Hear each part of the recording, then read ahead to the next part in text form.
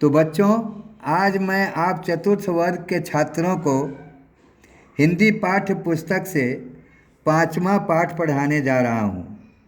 सबको गले लगाओ, ये पाठ का नाम है। Embrace all the people. इस पाठ के पढ़ाने से पहले मैं आप लोगों को कुछ बताना चाहूँगा कि त्योहार का नाम, पर्व त्योहार का नाम आप सुनते हैं, मनाते भी हैं। आप लोग सोचते हैं कि पर्व त्योहार सिर्फ यह खुशी लाता है, तो बच्चों ये सिर्फ खुशी ही नहीं लाता है, बल्कि यह दो दिलों को आपस में जोड़ता भी है। यह भाईचारा का पाठ हमें पढ़ाता है। आप देखते हैं कि पर्व त्योहार के अवसर पर सभी धर्मों के लोग आपस में गले मिलते हैं, एक दूसरे को बधाई देते हैं, एक दूसरे के साथ गले मिलते हैं, आते हैं, जाते हैं, खाते हैं, पीते हैं। अर्थात त्योहार जो होता है वो जीवन में खुशियों के प्रतीक होता है। जीवन में जो व्यक्ति की उदासी होती है उसमें वह प्रसन्नता भर देता है। त्योहार एकता और भाईचारे का भी प्रतीक है कि ऐसे सभी दिन तो हम सभी लोग एक जगह नहीं मिलते हैं, पर पर्व त्योहार के अवसर पर हम सभी एक जगह मिलकर उसे मनाते हैं और इसे देखने से लगता है कि हम सभी एक हैं और हम सभी भाई भाई हैं। कोई किसी में भेद मतभेद दिखाई नहीं पड़ता है। इन्हीं से संबंधित आज का ये पाठ है कि सबको गले लगाओ, अर्थात सबसे प्यार करो, सबको अपने जैसा समझो, सब में प्यार बांटो, सबके साथ भाईचारे, प्रेम और मित्रता का भाव रखो। चारों ओर रामलीला की हो रही तैयारी, आया है त्योहार दशहरा, धूमधाम है भारी। यह पाठ जो है दशहरा, जिसे दुर्गा पूजा भी कहते हैं, यह दशहरा का त्यौहार आया है। और दशहरा के त्यौहार में आप सभी जानते हैं कि बहुत सारे जगहों पर कहीं रामलीला का प्रोग्राम होता है, तो कहीं नाच गाने का प्रोग्राम होता है, कहीं सांस्कृतिक कार्यक्रम होते हैं, कहीं नाटक खेले जाते हैं। तो इस पाठ में जो है दशहरा के अवसर पर रामलीला की तैयारी हो रही है, जिसके बारे में इस पाठ में बताया गया है। घर घर दीप जलाने वाली आहा दिवाली आई, कि दशहरा के त्यौहार में रामलीला की तैयारी होती है और धूमधाम भारी होती है। फिर दिवाली, दशहरा के बाद कौन सा त्यौहार आता है? दिवाली। दिवाली में क्या होता है कि लोग अपने अपने घरों को साफ सुथरा करते हैं और घर घर में दीप जलाते हैं, पंक्ति में दीप जलाते हैं। और पंक्ति में जब दीप जलाते हैं तब वली माने होता है पंक्ति, दीपावली का अर्थ होता है दीपों की पंक्ति। तो दीपावली के दिन पंक्तिबद्ध बहुत सारी दीपें जलाई जाती हैं, जिससे उस दिन का रात दिन सा दिखाई पड़ने लगता है।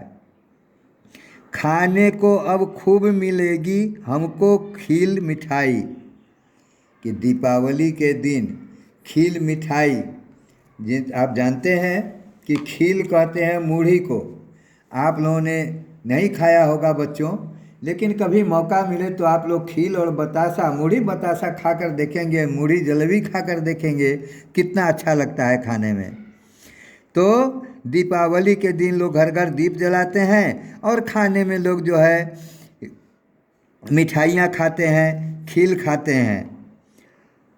जगमग जगमग दीप जले हैं मोती की सी लड़ियाँ, छूट रहे हैं कहीं पटाखे और कहीं फुलझड़ियाँ।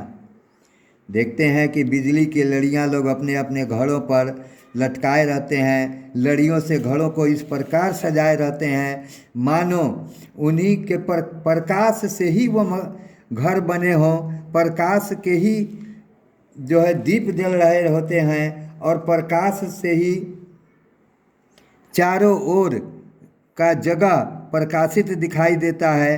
कहीं खुशी से बच्चे पटाखे तोड़ते रहते हैं तो छोटे छोटे बच्चे फुलझड़ियों से खेलते रहते हैं। आया है त्योहार बड़ा दिन, खुश हो रहे ईसाई। फिर आप जानते हैं कि दशहरा और दीपावली ये हिंदुओं का मुख्य त्यौहार है, और उसी प्रकार ईसाई भाइयों का भी त्यौहार है जिसे बड़ा दिन कहते हैं। ईसाई लोगों का सबसे प्रमुख त्यौहार बड़ा दिन, जिसे क्रिसमस कहा जाता है, उसे बड़ा दिन भी कहा जाता है। तो दीपावली के बाद क्रिसमस ईसाई भाई क्रिसमस का त्यौहार मनाते हैं। तो आया है त्यौहार बड़ा दिन, खुश हो रहे ईसाई, नए नए कपड़ों से सजकर खाते केक मिठाई। कि इस दिन ईसाई भाई गिरजाघर में जाते हैं, वहाँ पर कैंडल जलाते हैं, अगरबत्ती जलाते हैं और अपने प्रभु को याद करते हैं। और उसके बाद सभी बच्चे बूढ़े जवान मिलकर एक दूसरे को क्रिसमस की बधाई देते हैं, नए नए कपड़े पहनते हैं और केक मिठाई एक दूसरे को बांटते हैं, खाते हैं, खुशियाँ मनाते हैं। लेकर के उपहार अनूठे चित्र मित्रों के घर जाते, रंग बिरंगे बधाई पत्र दिन भर उन्हें पढ़ाते। कि वह नए नए उपहार लेकर, अनूठे उपहार लेकर, सुंदर उपहार लेकर अपने मित्रों के घर जाते हैं, उन्हें रंग बिरंगे बधाई पत्र, ग्रीटिंग कार्ड दिखाते हैं, देते हैं, पढ़ाते हैं और उन्हें क्रिसमस की बधाई देते हैं। रोज़ों के दिन बीत गए, अब ईद खुशी की आई। उसी प्रकार आप सभी जानते हैं कि अभी अभी मुसलमान भाई का त्यौहार ईद ख़त्म हुआ है, जो 30 रोज़ों के बाद मनाया जाता है।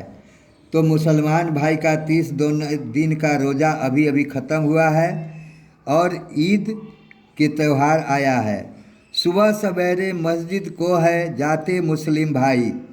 कि ईद के दिन सवेरे सवेरे स्नान कर नए नए कपड़े पहनकर मुसलमान भाई ईदगाह में जाते हैं। पढ़ नमाज जब घर को आते, मीठी मीठी सेवइयाँ खाते। फिर ईदगाह से जब वे नमाज पढ़कर अपने घर लौटते हैं तो वे मीठी मीठी सेवइयाँ खाते हैं, दूसरों को खिलाते हैं। ईद मुबारक कहते कहते सबको गले लगाते और ईद मुबारक कह कर सभी एक दूसरे को गले से लगाते हैं, ईद का मुबारकबाद देते हैं। सबको मस्त बनाने वाली होली आई होली। और इन सभी त्योहारों का महात्योहार, जिसे रंगों का त्यौहार कहा गया है, होली, वह सबको मस्त करने वाला त्यौहार है। इस दिन सभी लोग बिल्कुल ही एक अलग रंग और ढंग और उमंग में दिखाई पड़ते हैं। तो होली आई और सबको मस्त बनाने वाली होली आई, खुश करने वाली होली आई। रंग भरी पिचकारी लेकर निकली मस्तों की टोली। माने सभी लोग मस्ती में रंगों की पिचकारी लेकर घर से बाहर निकलते हैं और अपने मन के दुख को, अपने मन के बैर भाव को, अपने मन के मैल को धोकर एक दूसरे को खुशी बांटते हैं और खुशी से एक दूसरे को गले लगाते हैं, उन पर रंगों का बौछार करते हैं, उन्हें चेहरे पर गुलाल लगाते हैं। खुशी मनाने का अवसर है, मिलकर खुशी मनाओ। और इस दिन खुशी का ये त्यौहार और भी अधिक खुशी के साथ लोग मनाते हैं। एक दूसरे को होली में अच्छे अच्छे पकवान खिलाते हैं, गले मिलते हैं, मिठाइयाँ खिलाते हैं।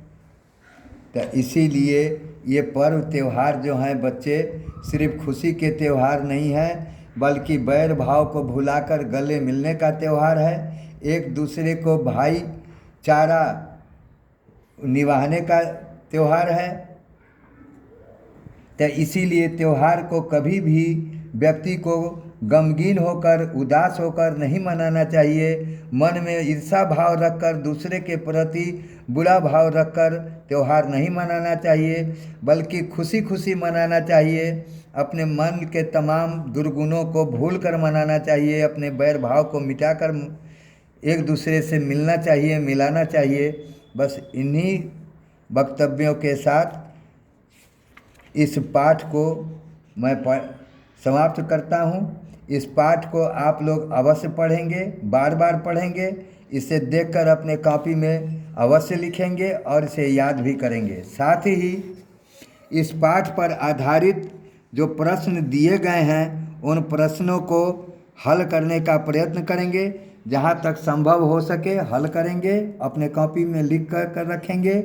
जब भी मौका मिलेगा हम आपके इस उत्तर को अवश्य देखना चाहेंगे, और देखने के बाद आप लोगों को इसके लिए हम उचित शाबाशी या उचित पुरस्कार भी अवश्य देंगे। इन्हीं वक्तव्य के साथ मैं समाप्त करता हूँ। धन्यवाद।